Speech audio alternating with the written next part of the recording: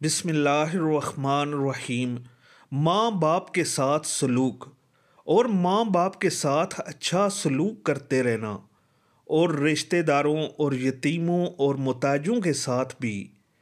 اور لوگوں سے اچھی طرح نرمی سے بات کرنا، اور نماز پڑھتے اور زکوٰۃ دیتے رہنا۔ اگر والدین میں سے ایک یا دونوں تیرے سامنے بوڑھے ہو جائیں تو ان سے ہوں نہ کرنا، اور نہ ان کو جھڑکنا، اور نہ ان سے ادب اور نرمی سے بات کرنا، اور محبت اور خاکساری سے ان کے آگے کندھے جھکائے رکھنا، اور ان کے حق میں دعا کرتے رہنا